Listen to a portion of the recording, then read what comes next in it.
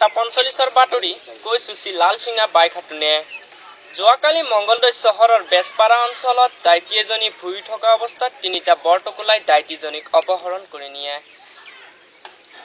যোৱা 9 তাৰিখে অসমত জুই লগা কাৰণে বিহাৰৰ পৰা তিনিটা বিহাৰী অসমলৈ আহে। অসমৰ ব্ৰহ্মপুত্ৰৰ তিনিডাল টিকিনি হেৰাই লগে লগে 30টা ভেকুলী 32খন নৌকা লৈ বিচাৰে।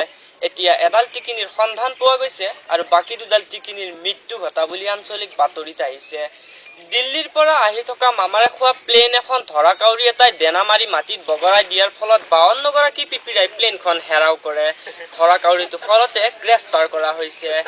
তেজপুৰৰ পৰা আহি থকা মামাৰে খোৱা ট্ৰেইন এখন ৰাস্তাৰ কিনাৰত সোমাই পৰি থকা চেংমাছ এটাই ট্ৰেইনখন গিলিত হয় বুলি জানিব পৰা গৈছে।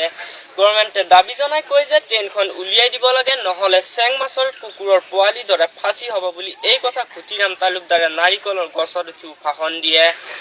যোৱা নিশা পাকঘৰৰ পৰা মাছ ভজা লৈ অহা মেকুৰী এটা শান্তিৰক্ষা বাহিনীৰ হাতত ধৰা পৰে।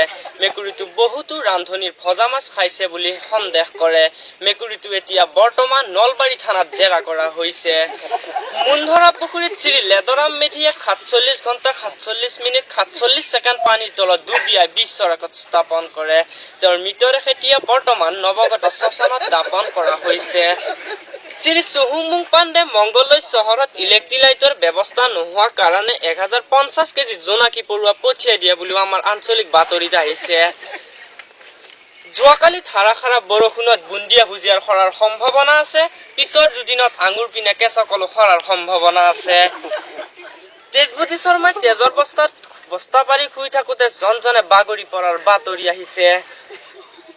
ব্ৰহ্মপুত্ৰৰ অভিমুখে আহি থকা জাহাজ এখনত মোৱা মাছ এটাই খুন্দিয়াৰ ফলত জাহাজখন সমানে 3 টুকুৰা হৈ ভাঙি যায়। জাহাজখনত উঠি অহা 50 গৰাকী সেনামাখীৰ নিহত আৰু 52 গৰাকী সেনামাখীৰ আহত হৈছে বুলি আমাৰ বাতৰিত আহিছে। নতুন দিল্লীৰ পৰা পুৰাণ দিল্লীলৈ অহা 52 গৰাকী পিপিৰাইৰ জুই পোৱাতে দাড়ি পৰা যায় বুলিও জানিব পৰা গৈছে। গভৰ্ণমেণ্টে দাবী জনাই কয় যে এই মাহত দাড়ি গজাৰ কোনো সম্ভাৱনা নাই, অহা মাহতহে দাড়ি গজাৰ সম্ভাৱনা আছে।